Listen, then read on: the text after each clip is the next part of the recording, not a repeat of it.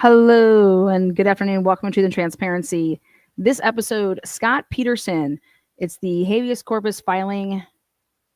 It actually was filed in August. It was revealed to all of us just recently. And we know we're not going to hear about things in mainstream media land just because this just does not go with the narrative. You know, media was always supposed to be about keeping our government checks and balances, man.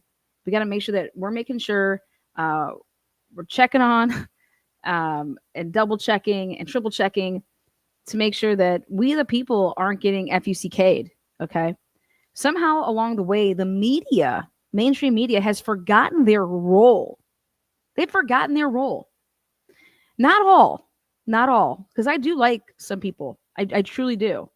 But for the most part, and what I actually like to see now is that some of these puppets are now making their own YouTube channels, which I think is amazing because we get to see them more as like in their role, you know, and who they are, and let loose a little bit, should have a drink, say a couple cuss words, you know, hearing some of these people say fuck, shit, damn, whore. I love it.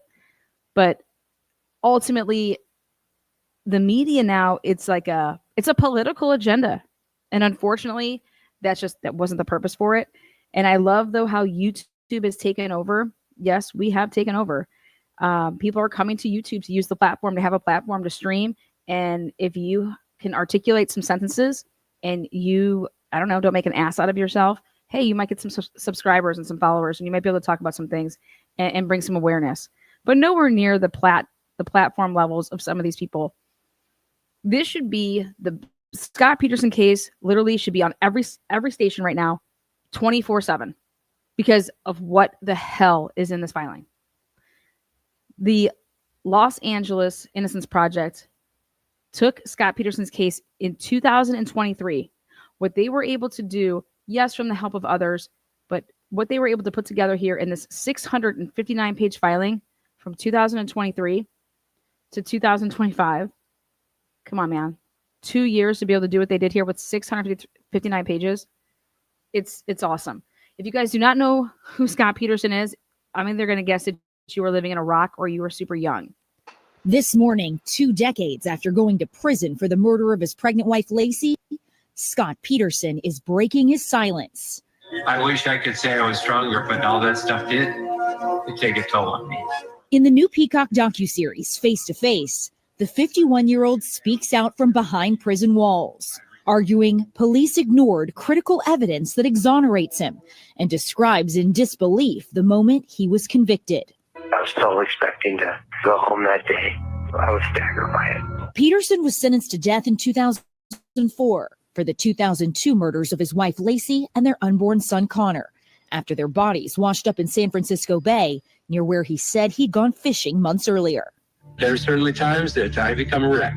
At times emotional, Peterson pushing back on the portrayal of him as an uncaring and detached husband. I was so angry at the media because the reports just weren't factual. I strive not to show any emotion in the court because I didn't want to see them break me. He also speaks out about his former girlfriend, Amber Fry, whose testimony was crucial to establishing who he met literally maybe 3 of all of 4 weeks before this ever happened. Okay. Amber Fry literally didn't want to be known as whatever. And she took a fling and made it seem like they were going to get married, have babies, families, all this stuff. Dude, a guy was playing you, telling it's a player concept. And Amber Fry's over here putting Amber Fry and Scott on, what do you call it? Christmas cards. Their pictures on Christmas cards. That is a wackadoo. Okay. Do not stick your dick in crazy. All right. Turtle Boy, Meredith, right here. motive. They said that you killed Lacey because you didn't want to be married and you didn't want to be a father. That's so offensive, so disgusting. I certainly regret cheating on Lacey. Why did you keep talking to Amber Fry after Lacey disappeared? I was searching for my family, stay in contact with Amber, I thought, and she wouldn't get into the picture, complicate, ruin the search. In 2020, Peterson's death sentence was reduced to life without parole. Now backed by the LA Innocence Project, he's petitioning for a new trial, arguing it was burglars robbing the home across the street who killed Lacey. And it was.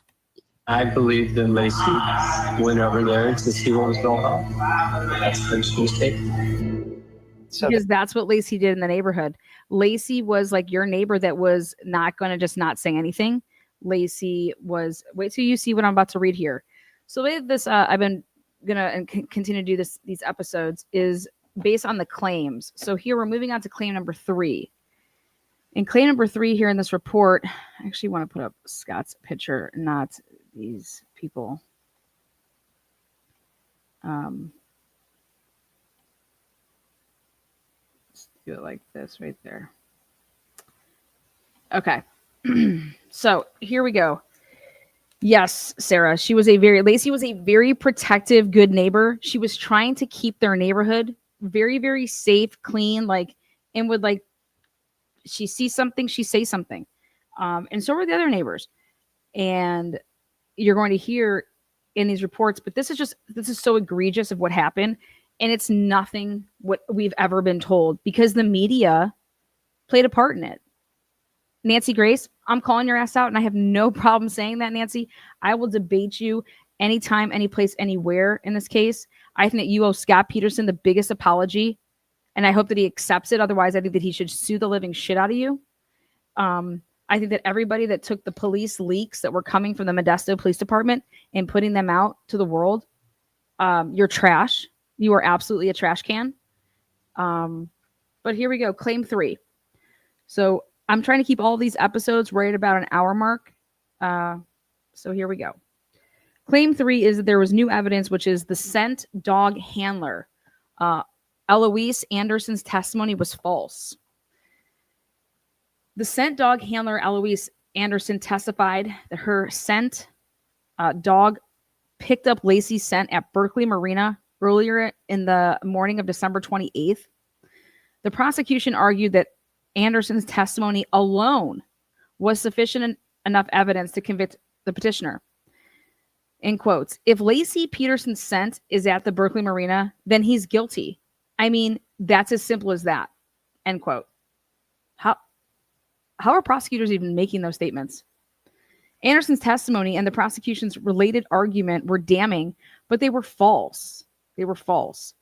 The new scientific evidence set forth in Claim 1 and Claim 2, right? You can go and listen to that in episode 1, shows that Lacey and Connor were alive until at least December 28th, making it extremely unlikely that Anderson's scent dog picked up Lacey's scent at the marina early in the morning on December 28th, as the jury was told. In addition, the new evidence in Claim 2 shows that Lacey's body was most likely put in the water near the Albany bulb, meaning that whoever put her body in the bay likely did so from a land access point without needing to use a boat or a marina at all. And as the new evidence set forth in Claim 4 further will show, Lacey saw and confronted one or more of the Medina burglars on December 24th, after the petitioner had already left home to go to the Berkeley Marina, meaning he could not possibly have taken Lacey to the Berkeley Marina that day or any day thereafter. Anderson's testimony was therefore false, showing that jurors once again relied on false evidence. Evidence that was extremely prejudicial to petitioner to convict him. You're going to hear in the future, I'm going to give you a spoiler alert. This Eloise Anderson, she comes out and she is stating that she knew on December 25th that the police already had this whole thing. Yep, nope, he killed her. He killed her. He took her to the marina and dumped her body. She was told that on December 25th. It comes out future. Now, here we are, Claim 4. New evidence. Lacey confronted the burglars on December 24th, 2002, contrary to what the jury was told. So this is on their street, right across the street. Her neighbors, they were going out of town for the holidays because Lacey was taken on December 24th, Christmas Eve. So the prosecution argued that the Medina burglars that burglary did not occur until December 26th, which is 2 days after Lacey was reportedly missing, and it was therefore unrelated to the crimes in this case.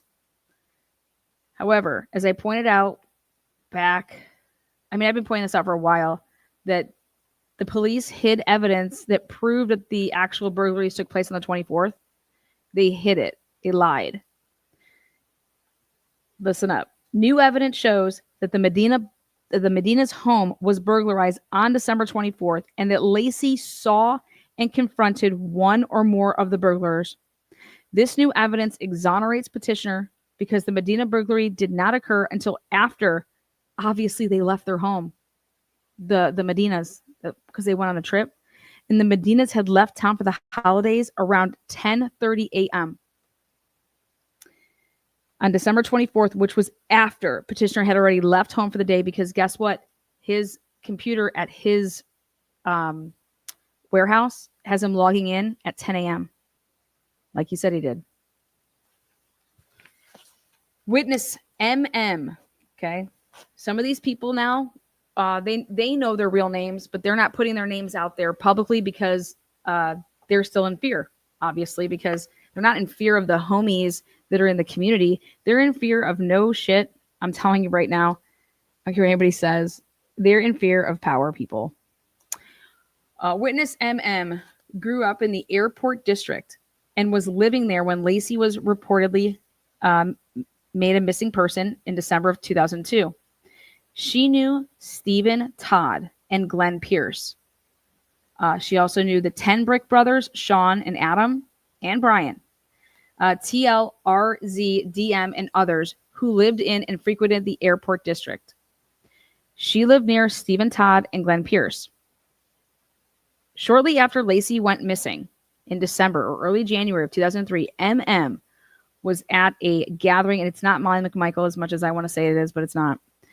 MM was at a gathering at 335 Santa Cruz Avenue in the airport district with Jason Nolan, RZ, TL, and others, and she heard a discussion about Stephen Todd casing the house across from the Petersons on Covina Avenue. RZ said that Todd needed help getting a car to get items out of the house. RZ, initials, and others were saying a van was used to get the stuff out of the house during the burglary.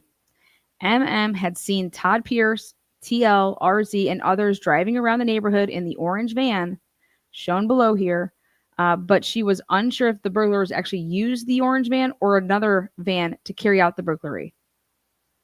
A white van. Now, RZ stated that when he and Todd were committing the burglaries, a pregnant lady from across the street came over and confronted them and told them she knew the neighbors weren't home. RZ said that the dog was barking and they told her to go home.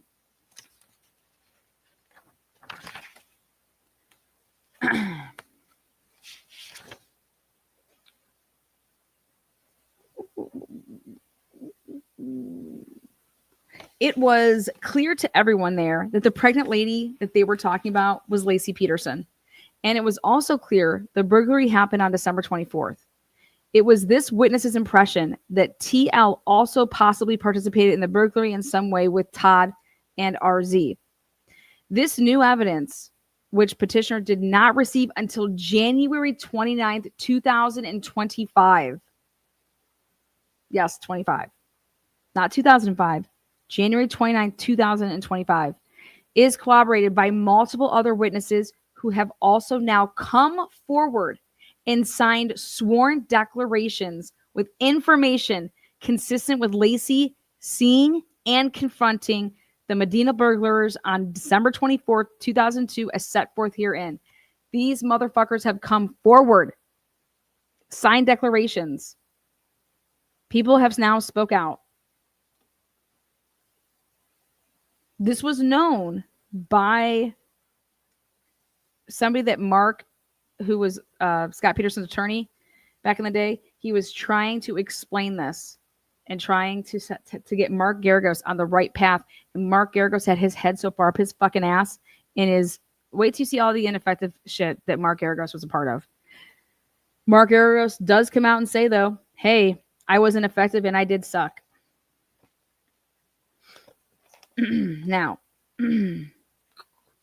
LAPD Lieutenant Adam Berkovic, Barassi, I don't know how he wants to say it, but I'm just going to call him Lieutenant B. He's retired.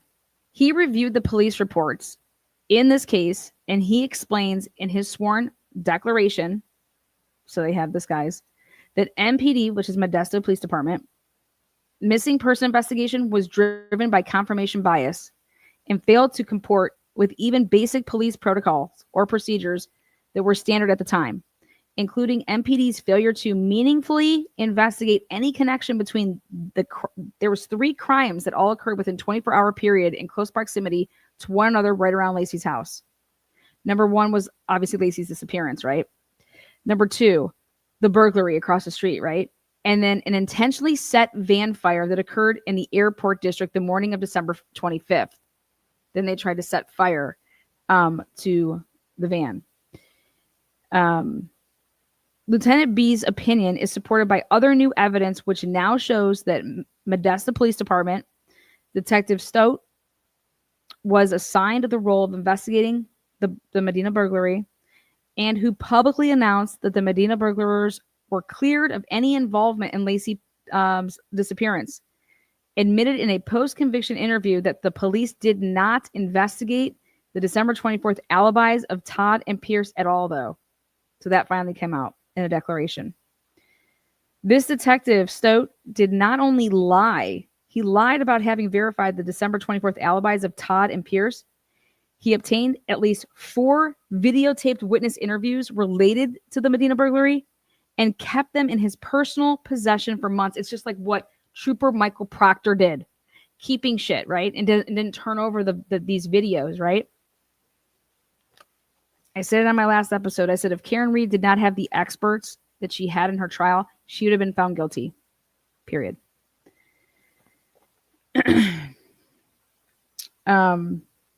So instead of booking them into evidence in violation of MPD policies and basic police practices in place at the time, I just can't believe that, right?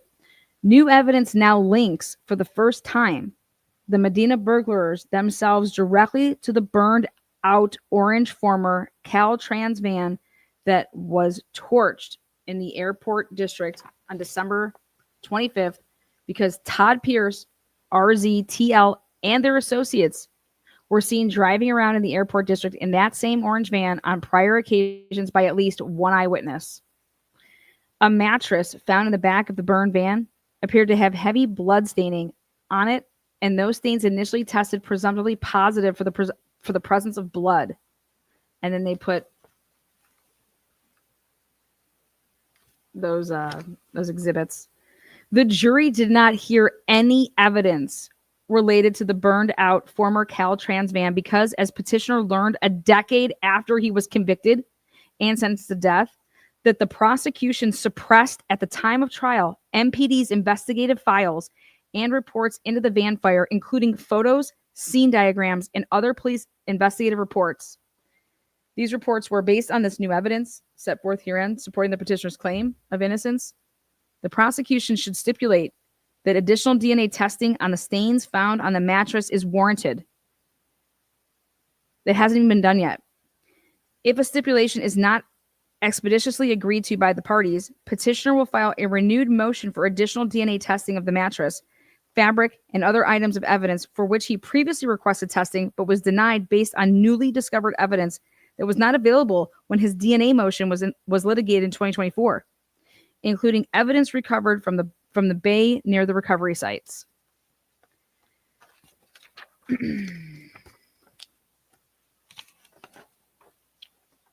Again, this is all listed in these declarations.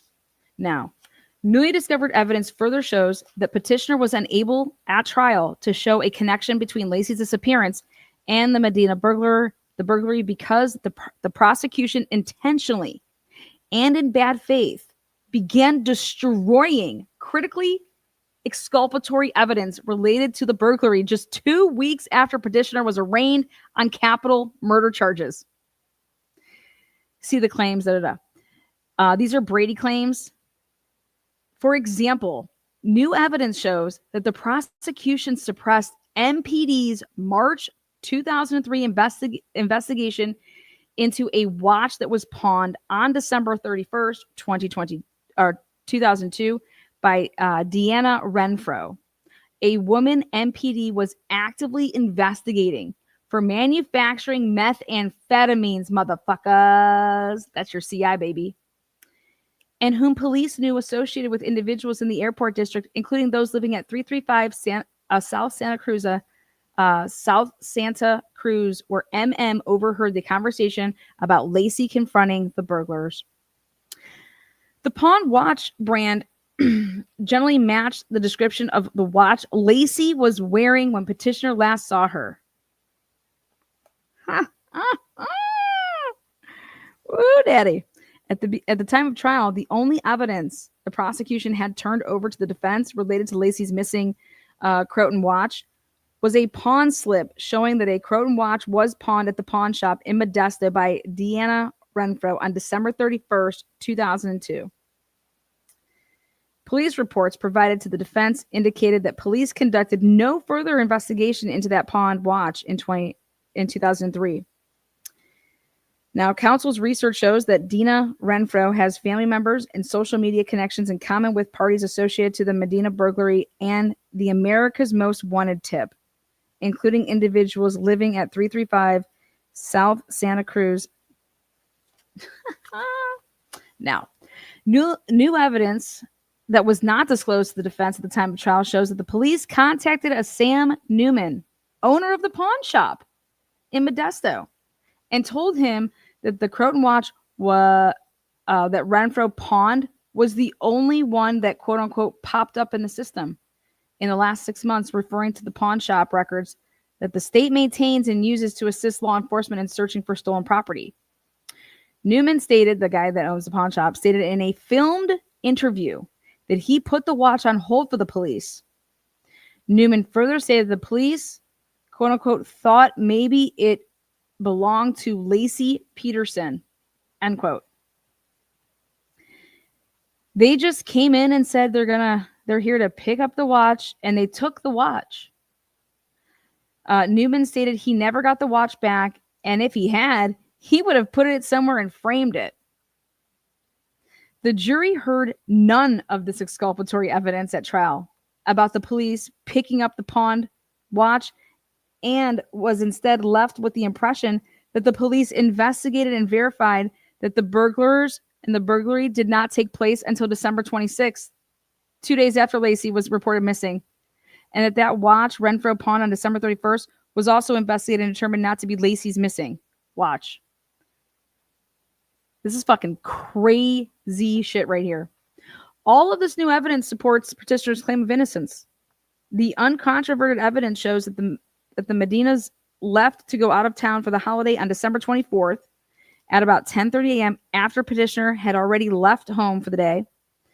If Lacey saw and confronted the burglars, as the new evidence in Claim 4 now shows, she was alive when petitioner left home that day, as he has always maintained.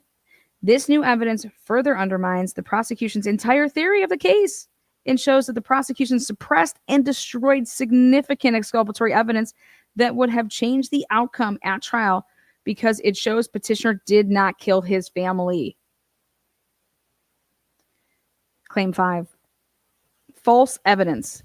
Detectives Grogan, by the way, was literally banging, plowing one of the lead prosecutors. This chick splits it for all the men, I guess. Fuck her. So Detective Grogan, again, and Brochini falsely testified there were no credible sightings of Lacey. New evidence shows that the prosecution knew there were credible sightings of Lacey, that MPD's investigation was driven by confirmation bias, and that the police intentionally ignored exculpatory eyewitness evidence. Detective Brochini was one of the lead investigators in this case. He described his role as working to eliminate petitioner as a suspect. He testified that he had received no information, none, that the witness had reported seeing Lacey, that there was no witness out there that reported seeing Lacey walking the dog on the morning of December 24th. That testimony is false. It was also highly prejudicial because it gave the jury the false impression that either no such eyewitness existed, or if they did, no one at MPD believed they were credible enough to pass on to Detective Roccini, the one detective assigned to eliminate Petitioner as a suspect in the case. Recently, think about this now. If you guys have seen, about a year ago, it came out when there was a Netflix documentary, the Lacey Peterson story, whatever. So recently discovered film footage of an MPD press conference held on December 25th, 2022 shows Detective Roccini on a camera telling the public, ready? So because of people doing all the digging up to making films and stuff like that in documentaries, if you actually go and you talk to them and you say, hey, where did you get such and such? Where'd you find this? Where'd you get that? Okay, like a lot of things you can develop, hey, let's talk about it. So there was a MPD press conference held on Christmas Day, and it shows this dude, Detective Roccini, telling the public in quotes, we have received credible witnesses stating that they saw her in Lalama Park, period. And then it says, see how it really happened with Jesse L. Martin. Did Scott Peterson murder Lacey? Part 1. HLN television broadcast December 10th, 2017 at the 8:50 mark. The airing excerpt from December 25th, 2022 is from the MPD press conference. What a fucking lying piece of shit. And then I circle this and I said, this is diggers right here. Okay. Mark Garagos, you are a lazy, scum-sucking pig. Okay. You are. I have no idea how your name got to where it is. No idea. But this requires somebody believing and caring. This is digging, right? These are research diggers. So guess what, Mark? If you don't want to do it, then you're going to cough up the money out of your own pocket to pay for it to be done by somebody, since you're too lazy to go and do it. So all you hotshot lawyers out there that think you're going to get anywhere in life and not having researchers, you are fucking so wrong. Absolutely so wrong. The falsity of Roccini's testimony is also shown by MPD Detective Owen's testimony at Petitioner's preliminary hearing. He said this shit. Again, digging out this stuff. When he testified that on or about December 27th, he told Roccini that witness Diane Campos saw a woman, not that she believed, she knew it was Lacey, walking a golden retriever that was consistently and constantly barking in the park on December 24th. And that the two white males were harassing her, telling her, shut the fucking dog up. In quotes. Shut the fucking dog up. Literally in quotes. Like, that's what she wrote. She said, this exhibit 2 and exhibit B, which was, again, this is all part of the preliminary hearing that they kept out. Owens not only shared Campos's report with Detective Roccini and Detective Grogan, you know, the guy that's plowing, the prosecutor. He believes he also shared it with the motherfucking DAs, the district attorneys.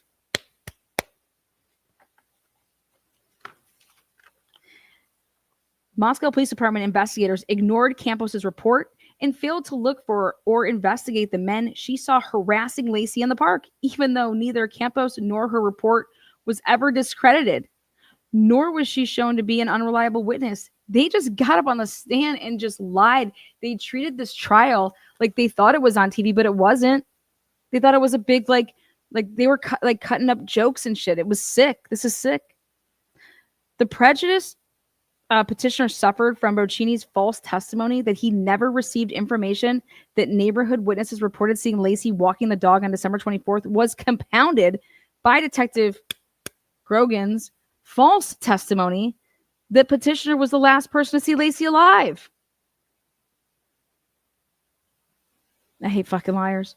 Detective Grogan, like Detective Roccini, was well aware that a number of eyewitnesses reported seeing Lacey walking the dog in the neighborhood and park the morning of the 24th. He admitted that police failed to investigate those exculpatory eyewitness reports. As lead investigator, Detective Grogan's testimony gave the jury the false impression that the police had information that justified ignoring those eyewitness reports without investigating them.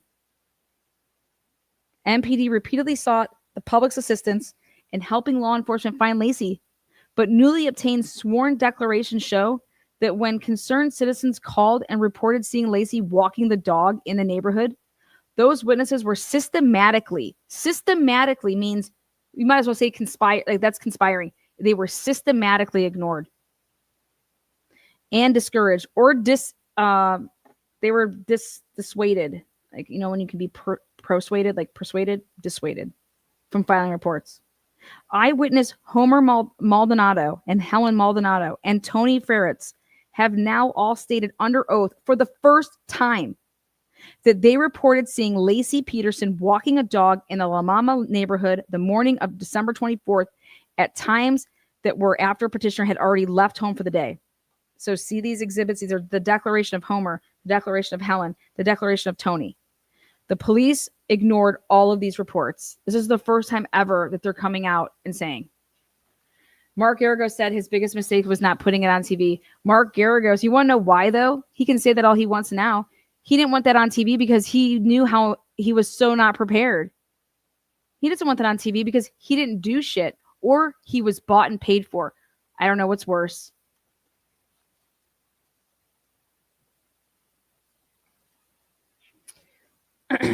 Anybody that thinks that they ever saw, oh, I saw this on trial. You guys, this was not a trial that was seen on television. I've seen that trial. No, you haven't. Unless you've read the transcripts, you have no idea what took place in this trial. You only know what the media reported. This is basically like, here's your trial. These witness statements are similar reports by other eyewitnesses who also were ignored by the police, who reported seeing a woman fitting Laci's description walking a dog in the neighborhood and nearby the park that morning. At times, they estimated it to be between approximately 9:45 a.m. and 11:30 a.m.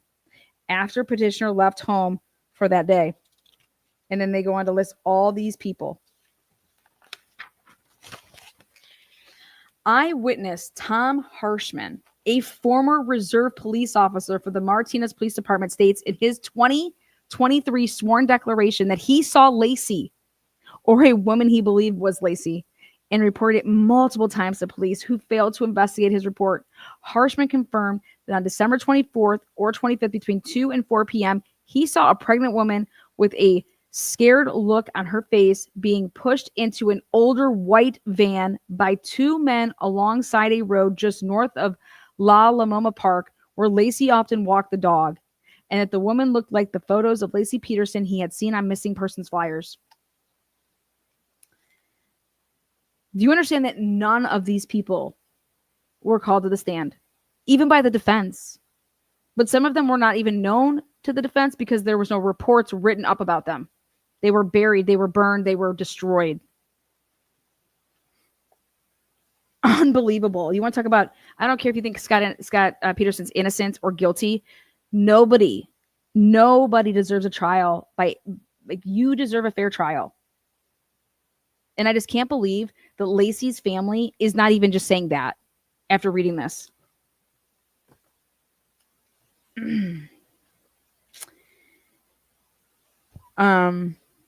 Moving on. Dr. James Lappinen is a distinguished professor and a chair of the Department of Psychological Science at the University of Arkansas in Fayette, Arkansas, and a nationally respected expert on eyewitness memory. Dr. Lappinen undertook a painstaking review of 11 eyewitness accounts ignored by the police in this case. Witnesses who reported seeing Laci or a woman fitting her description, and prepared a detailed report of his findings. This is what the Innocence Project, this is one of the people that they got. His report and CV are attached, as well as his declaration. As Dr. Lappinen explains, multiple eyewitnesses reported seeing Laci Peterson on the morning of December 24th walking a golden retriever or a dog whose description is generally consistent with a golden retriever in a cluster of sightings that all occurred within a relatively constrained geographical area of approximately 1/3 square mile of Modesto. Dr. Lappinen determined that the most witnesses would have had a reasonable good view of the person they saw, and many reported having a high confidence, and several reported having a prior familiarity with Lacey Peterson, who would have then been fairly distinctive with being more than 7 months pregnant and walking a good-sized dog, who itself was distinctively looking at. Dr. Lappinen conducted a Bayesian analysis of the eyewitness reports, and in his opinion, when multiple witnesses all make the same identification, the probability that what they are reporting actually occurred increases substantially, even when any individual witness would not be very convincing. So if you just had 1, 2, 11 motherfuckers. They did it with Bethany, with Dylan saying she saw some fucking eyebrows. Eyebrows. Woo! Psh. 11. We're talking a dog. We're talking a big, oh, she was fat, or maybe she's pregnant with a dog at this time. Crazy. Even when each individual identification could be challenged in isolation, a large number of identifications of the same person becomes very, very convincing, he said. This is his expert opinion. In Dr. Lappinen's opinion, his expert opinion, the fact that several witnesses reported that police did not seriously investigate their eyewitness accounts means the evidence here is consistent with an investigation that was driven by confirmation bias. That's his expert opinion. Confirmation bias refers to the tendency to search for, interpret, and favor information that confirms pre-existing beliefs or hypotheses while disregarding evidence that contradicts them. That's in case you didn't know what that term means, confirmation bias.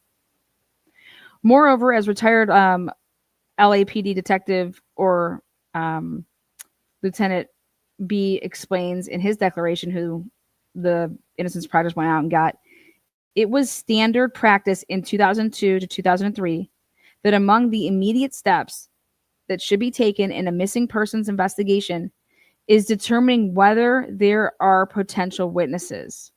That's the first step, is, are there potential witnesses? The immediate and surrounding area should be thoroughly searched in a logical and systematic manner to identify and interview potential witnesses. It's a neighborhood campus. That's neighborhood campusing. When witnesses provide conflicting information, the investigating officer should not simply ignore the conflicting information, but correct and investigate the reasons for conflicting information offered by witnesses and other individuals to assess its reliability. The fact that the police failed to follow basic police procedures here also indicates the presence of confirmation bias. Petitioner was prejudiced by the false testimony presented by, Ambroceni, and by the prosecution's failure to correct it, which left the jury with the false impression that the police had good reasons for ignoring those reports, or that they had reason to believe that the eyewitnesses at issue were not credible. The jury was waiting to hear evidence. The defense promised to bring in its opening statement that would show that Lacey was alive and walking the dog in the neighborhood. Now, I have no idea why Mark Garagos would promise this and not call a single witness to the stand that said that they saw Lacey. You are a sick motherfucker. But this is what they say. Juror Steve Cardosi, he was the foreman. He signed a sworn statement saying, in quotes, he signed a sworn statement, in quotes, that, quote unquote, the failure to make good on that promise only made me more confident that there were no such witnesses and there was no evidence that Scott didn't do it.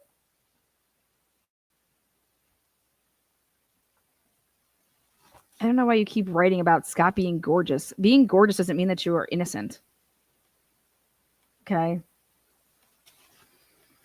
Jesus. As trial counsel Pat Harris explains in his sworn declaration, the defense intended to call some of those eyewitnesses to testify at trial to show that Lacey was alive after petitioner left home. But by the time the defense needed to put those witnesses on the stand, the media coverage in this case, which was heavily biased against Mr. Peterson, had reached fever pitch and caused these witnesses the defense needed to call to get cold feet.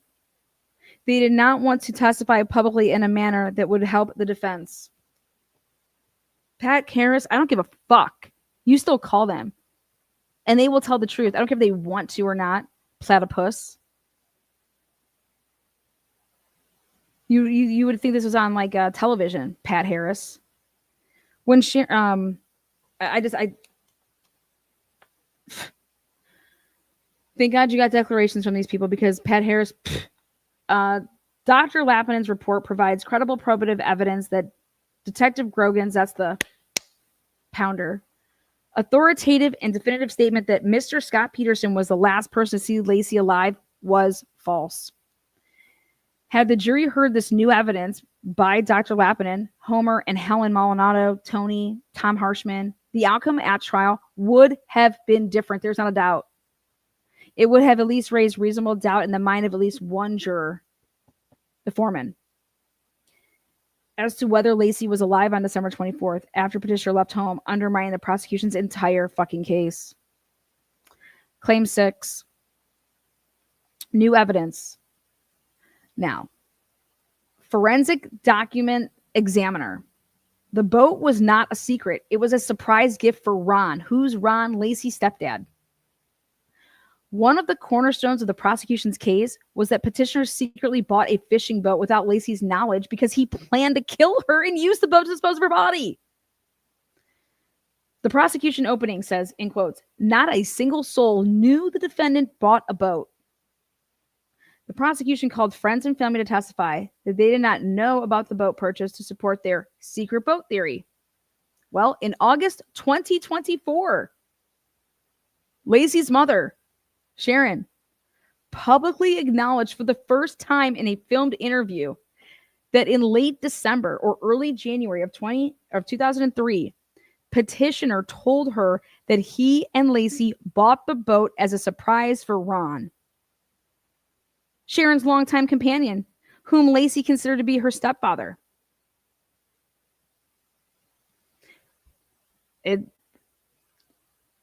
See American Murder, Lacey Peterson, season 1, episode 1. What do you mean missing? The 34-minute mark. I watched it again last night. Sharon says, when I asked him about the boat, I said, why didn't you mention that before? And he said, oh, I was keeping it a surprise for Ron. Ron himself testified that he was an avid fisherman. He loved to fish.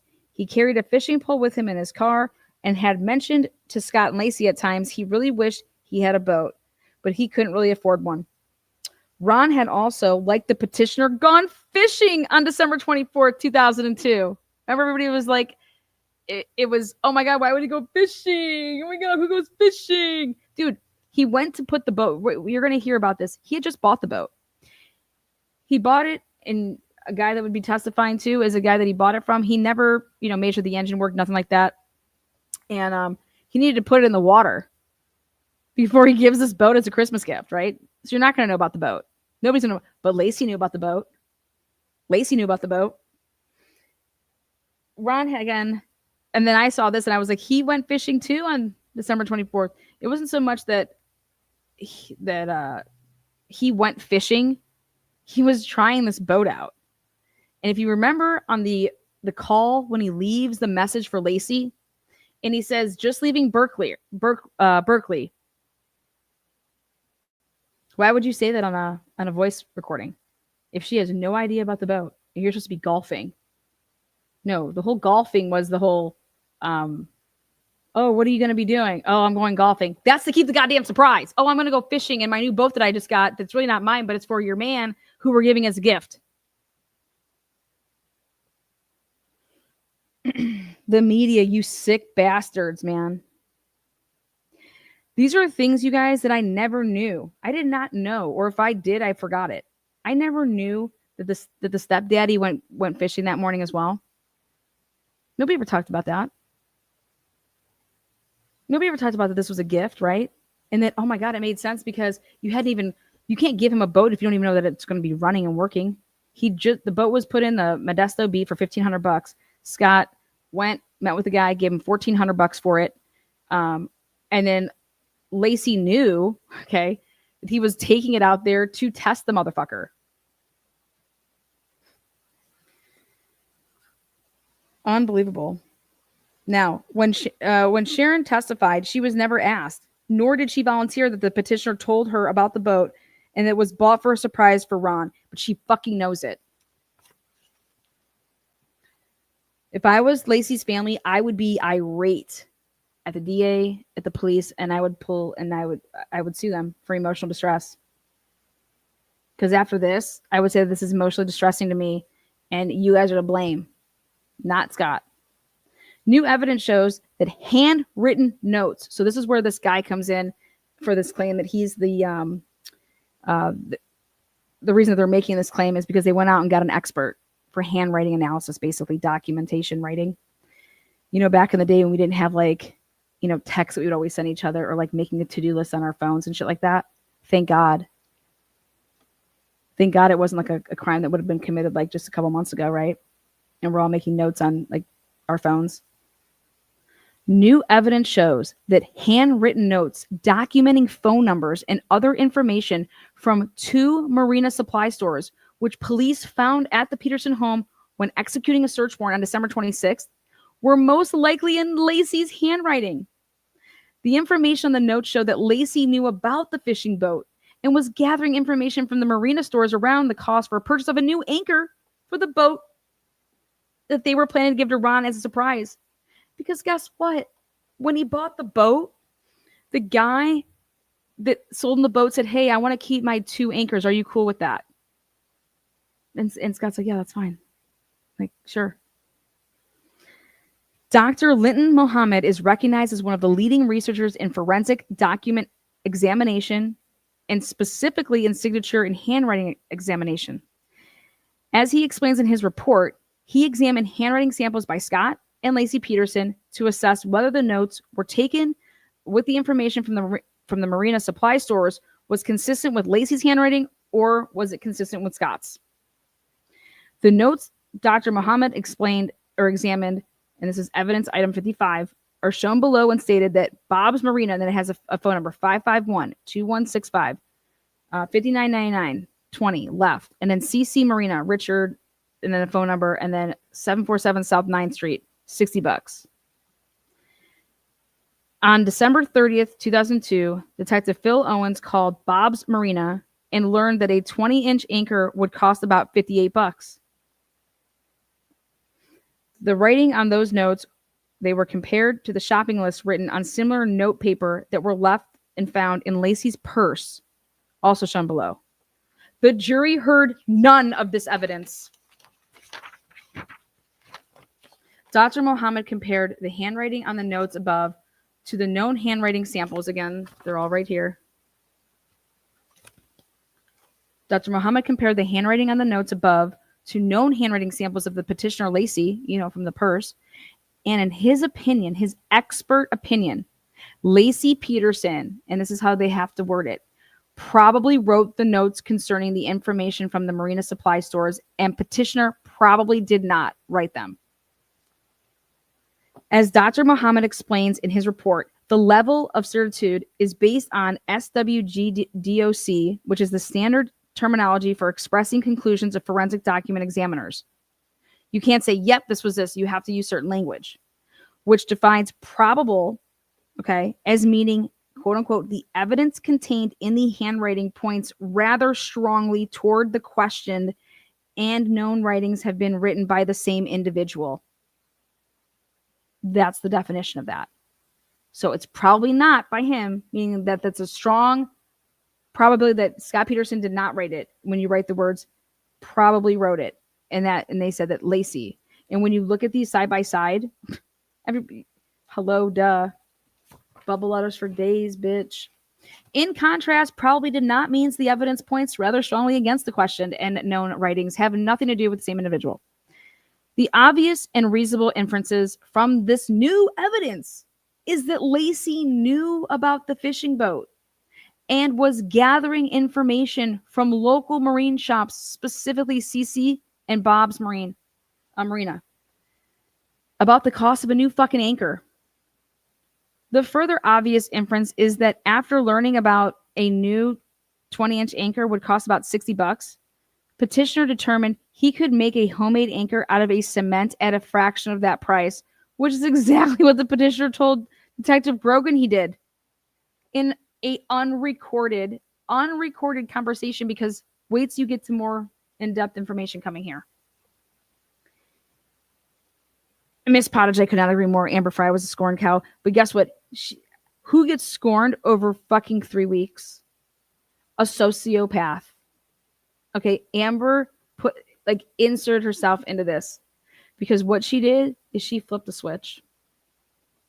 Anyways, other evidence in the record shows Peggy O'Donnell, a tenant at Petitioner's same warehouse complex, saw Lacey at Scott's warehouse after the Petersons bought the boat either on December 20th or December 23rd.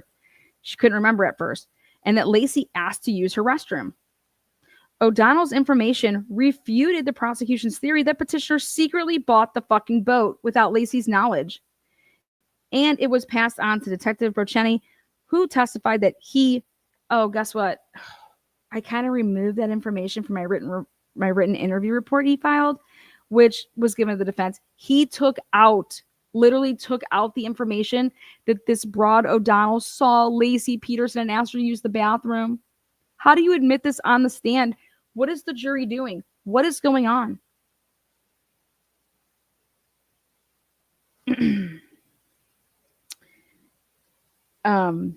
My God.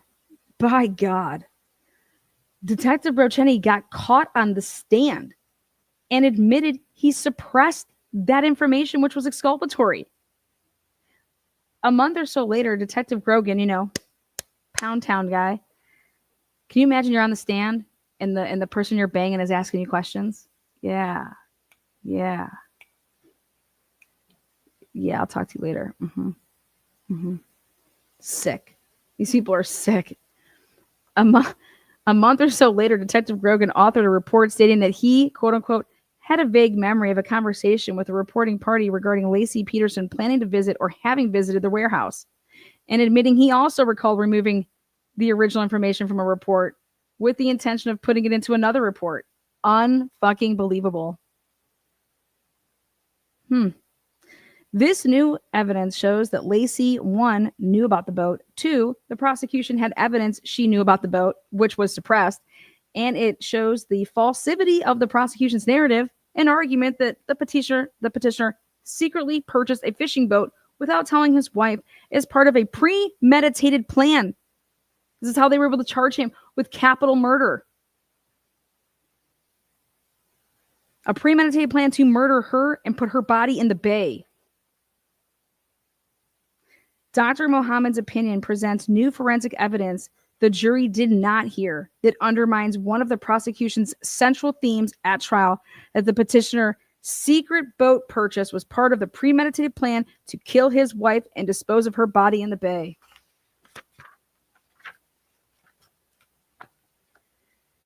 Claims 7 through 10. MPD intentionally and in bad faith began destroying physical evidence that held exculpatory value 2 weeks after petitioner was arraigned on capital murder charges and failed to collect exculpatory evidence. Also in bad faith in violation of Trombetta Youngblood. It's like a Brady Maryland thing. The official misconduct that came to light in January of 2025, this did not come to light until this year. This year, over 20 fucking years. This is so egregious. As a result of this court's ruling on petitioner's post-conviction discovery motion, is jaw-dropping in its brazenness. MPD, quote-unquote, key investigators and supervisors held a meeting on May 6th of 2003, which was 2 weeks after petitioner was arraigned on capital murder charges, to discuss the discovery to the defense of audio and videotaped evidence, including evidence from the Medina burglary and the burned van. That same day, evidence related to the Medina burglary was marked for destruction, and MPD began destroying the evidence the very next day on May 7th, 2003, including videotaped interviews of the burglars before the defense had an opportunity to review it. The intentional destruction of evidence in bad faith is a crime in California. What they did is criminal. Destroying evidence in serious felony cases is a serious issue, and doing so in a capital murder case is inexcusable. As retired LAPD Lieutenant Vera Kofi said, as I call him Lieutenant B, quote unquote, the timing of the destruction of the physical evidence in this case and the circumstances surrounding the meeting itself are outrageous. It's like the, if you guys have been following the work, you know, in the Karen Reed case or the Brian Colbert case, it's like the December 10th meeting of, oh, hey, we're going to have the FBI take over the IGG. Sure. But it's also like all the meetings and everything that Karen never got her hands on. You guys, if Karen Reed did not have experts, like how Scott Peterson did not have experts testifying to just completely debunk the bullshit, right? Karen Reed would be in prison right now. Those text messages would have come out about Higgins, and Karen would have been seen as like a little slutty fucking hoe who killed her fucking boyfriend. Because then think about just the Commonwealth's case.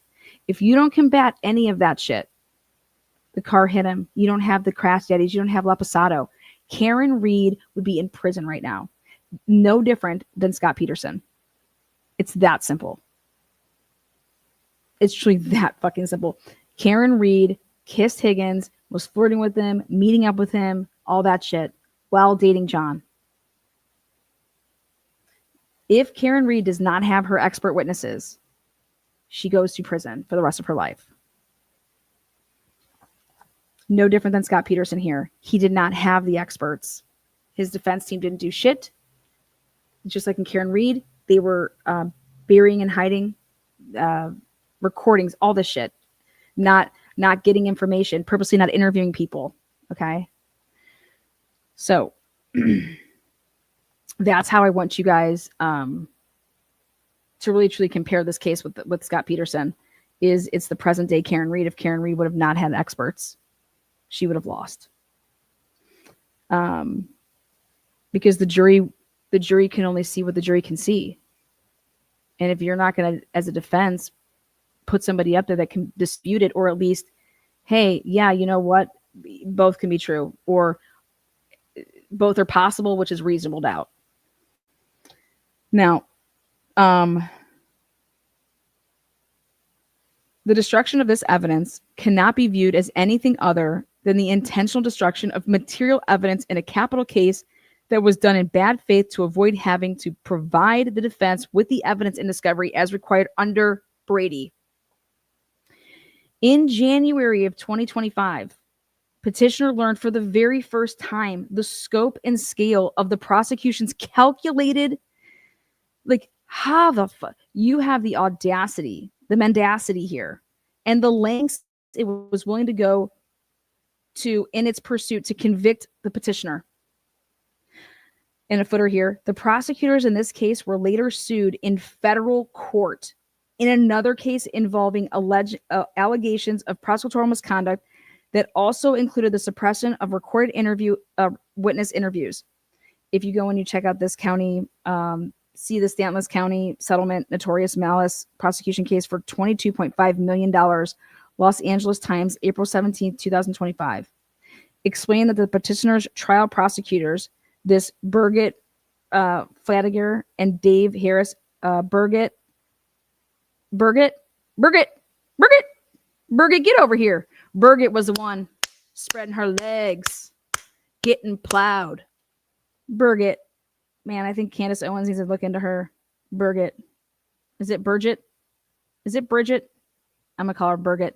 It's Birgit. Bridget, but Birgit. Fuck these idiots that can't spell fucking shit, their parents.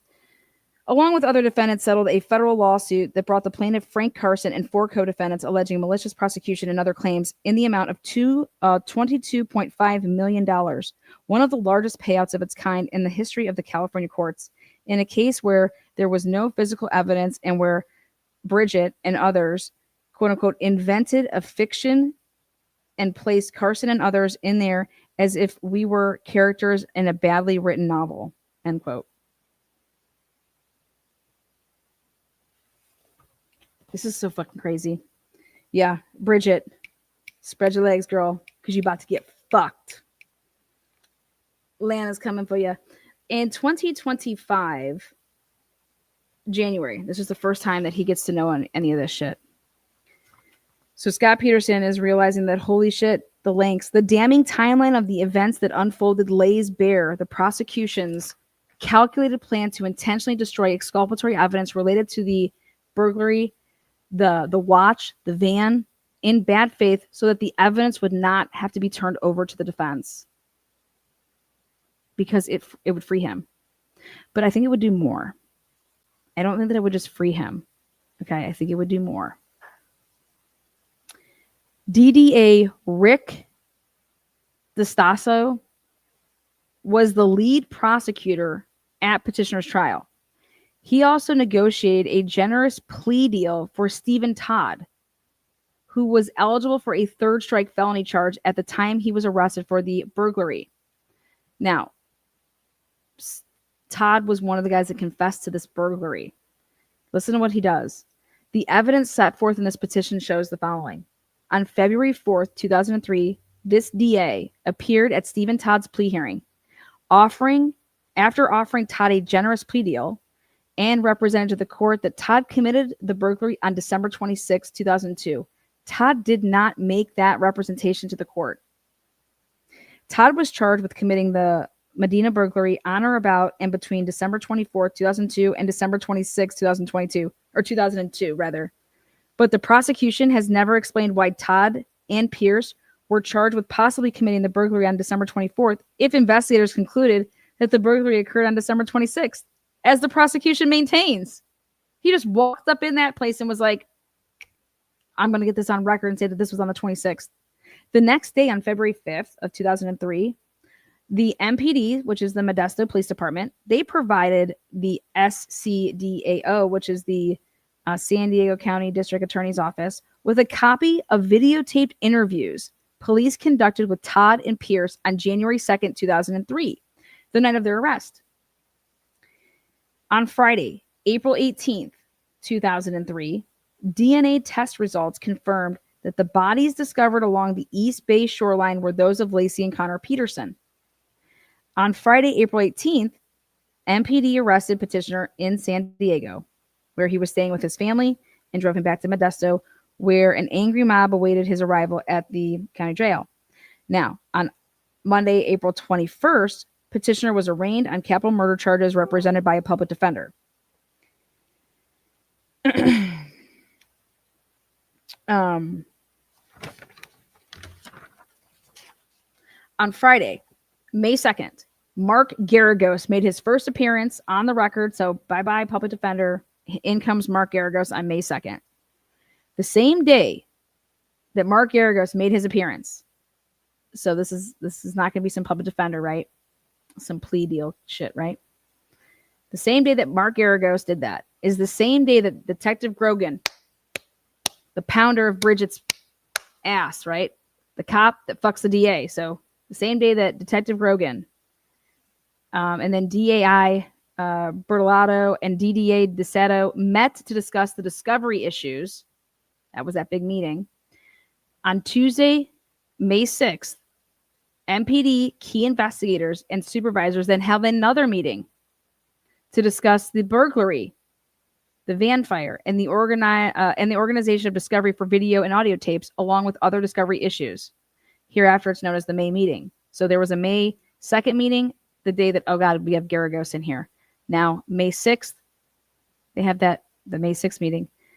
Then the May 6th meeting was attended by not only those people that I just told you about, but also MPD Captain Greg Savelli, a Lieutenant Asia, Sergeant Mike Czar, Detective Rudy Scollery, Detective Al Braceni, and Detective John Bueller, and Grogan. At the May 6th meeting, Detective Stoughton, who led the investigation into the burglary, and who later admitted he did not investigate the alibis of Todd and Pierce for December 24th at all, attended the meeting to quote-unquote to brief investigators on the burglary and investigation of the van initially believed to be associated with the burglary. That same day on May 6th, the videotaped interviews that the police conducted with Todd and Pierce on January 2nd, just like 6 months ago, like the night of their arrest, and how the safe was taken and was recovered from the home of Todd and Pierce when they were arrested, they were all marked for destruction. Because Lacey's DNA was on that fucking safe. You guys, let me repeat this. The same day on May 6th, the videotaped interviews that the police conducted with Todd and Pierce on January 2nd, 2003, the night of their arrest, and the Medina's safe that was recovered from the home of Todd and Pierce when they were arrested were all marked for destruction. Why would you need to destroy the safe? Because Lacey's DNA was on it. On May 7th, 2003, the very next day, the January 2nd videotaped interviews of Todd and Pierce were destroyed before the defense had an opportunity to request them and review them. Petitioner discovered, as recently as 2025, that the prosecution destroyed other evidence related to this case, but has not yet learned the full extent because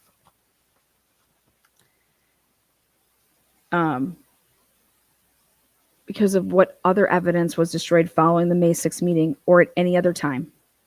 The prosecution destroyed physical evidence collected from the burned van on July 29, 2010, without explanation, and before petitioner's direct appeal had even been filed in the California Supreme Court.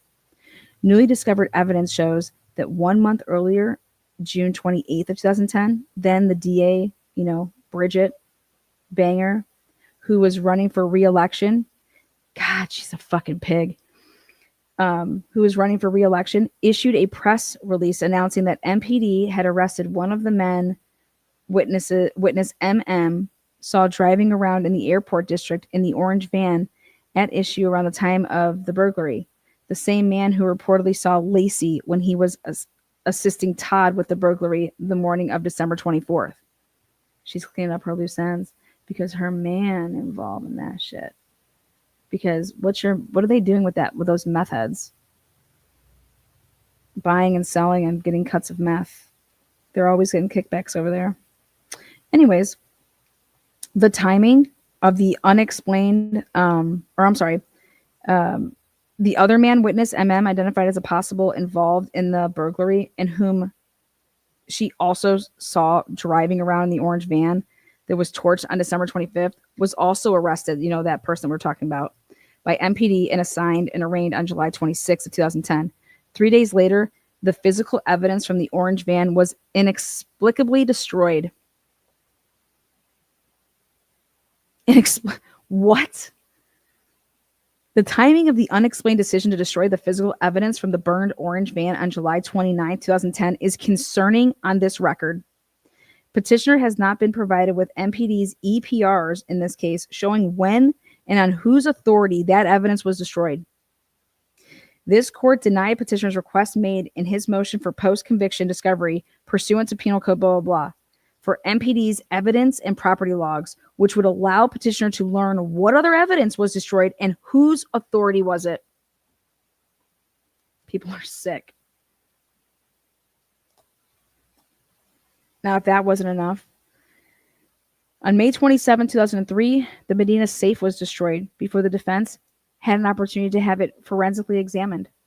In September of 2003, when the defense counsel was pressing the SCDAO, the San Diego County, the attorney's office, to turn over the January 2nd videotaped interviews of Todd and Pierce prior to the preliminary hearing, the SCDAO blocked the defense's discovery. Here is the copy of the email. Ready? From Mark Smith to WP, whatever his name's, Pavlik.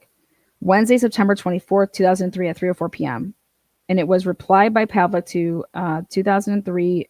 It was the 9/24 for the request. Per the direction of DDAs Harris and DeSanto or whatever, your emails to this office will now be blocked. Your continued false accusations and unprofessional conduct will no longer be tolerated in this format. Any future contact you wish to have with this office can be done in writing through the U.S. mail. My staff will be instructed to not accept any phone calls from you or in any way engage in any conversations with you, with the exception that you may call Jan at her desk to arrange for picking up of discovery only. Jan will instruct you not to engage in any other conversations with you about any other matter other than picking up and signing for discovery. Who these fucking people they are? Signed Mark Smith, Investigations Lieutenant from the County District Attorney's Office. Ready?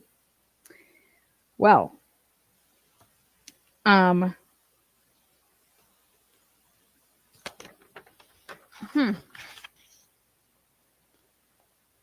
prosecution did not inform the defense that the January 2nd videotaped interviews where Todd and Pierce were destroyed months earlier, which is powerful evidence that the evidence was not destroyed pursuant to policy and was instead destroyed so it would not have to be turned over to the defense.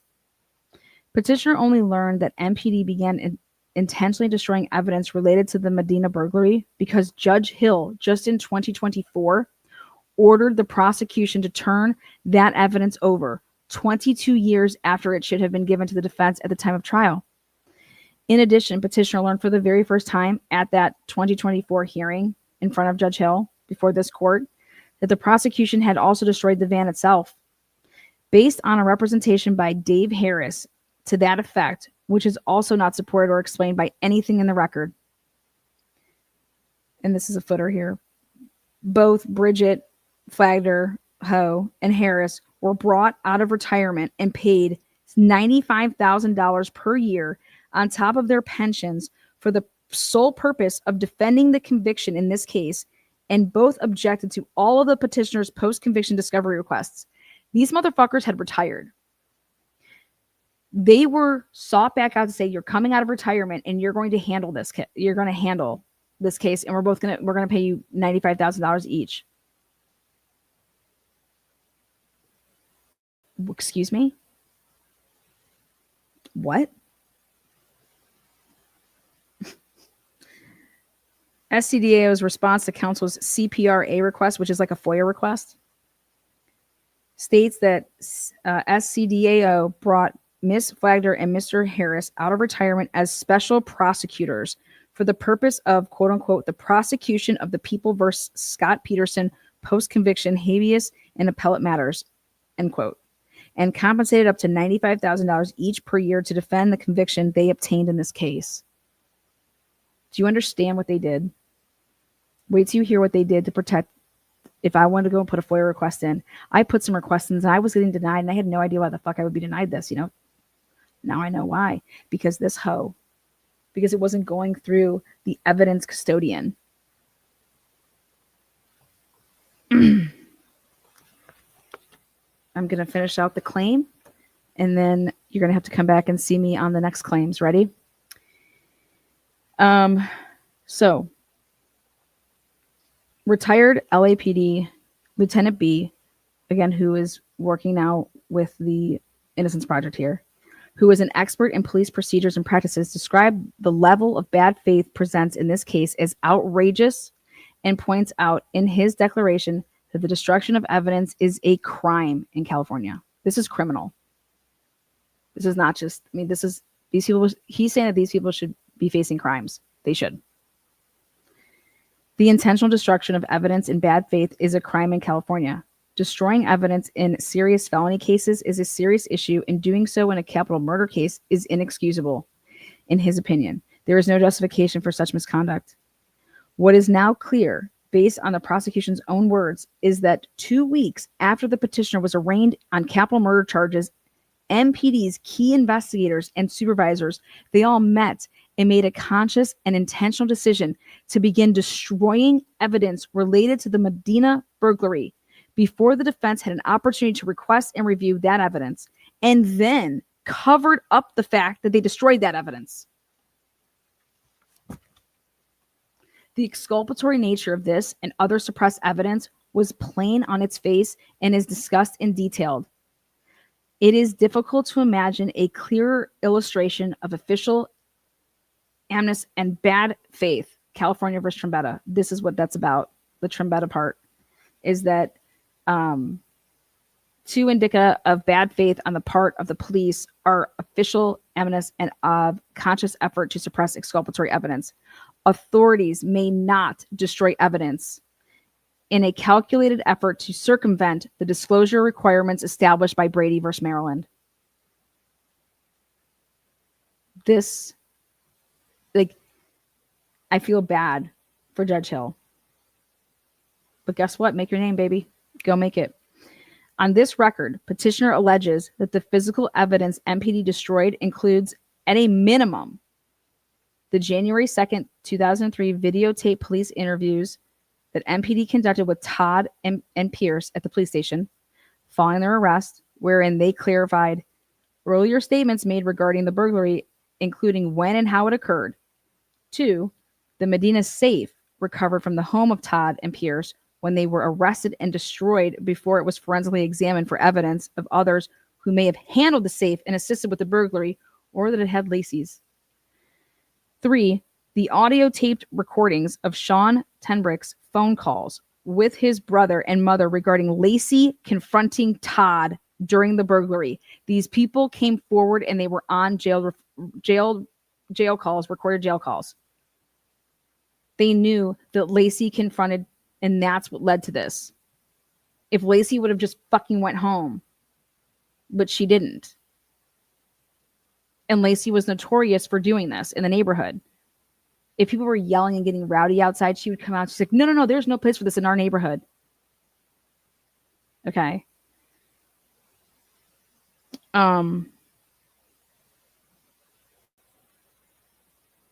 Think about everything in the Karen Reed case if it did not come out at the trial, and then you're reading about it 22 years later in all the bullshit.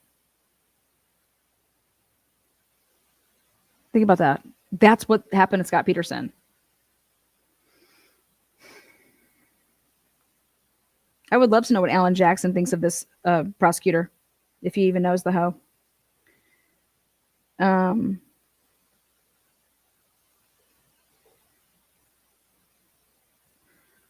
And then number 3 is the audio tape recordings of Sean, like I was just saying, the people that were talking about the jail calls. And then there's a 4th, which is the watch that the police collected from the pawn shop. Where is it? They destroyed it. And the MPD's related investigation to that. Claims 7 through 9 is, in addition, MPD admitted it intentionally failed to collect exculpatory evidence, which petitioner alleges was done in bad faith when it intentionally ignored the multiple eyewitness reports that showed Lacey was alive and walking the dog in the neighborhood, evidence that would have exonerated petitioner. Petitioner's conviction must be overturned based on these Trombetta Youngblood claims as set forth, herein. When you come back and join me, you're going to hear about claims 11. And if you thought that was crazy, it only gets worse. It only gets worse. Scott Peterson deserves a new trial at the very least. People need to be arrested, and it's not Scott Peterson. People need to be behind bars right now, and it's not Scott Peterson. Scott Peterson deserves his fair trial with a jury that's going to hear the evidence, all of the evidence, and lawyers that are going to fight for him the way the Innocence Project here did. And I think if you were Lacey's parents and family members, that you'd be backing Scott on this. That's what Lacey would want. Scott Peterson did not kill his wife. And I don't need him to tell me that he is innocent. I go off of the evidence. The evidence shows, and what these fucking cops did and what these DAs did is disgusting. I have no problem also saying that I was right. See you on the next one. Everybody that I'm talking about is still alive. Thank you.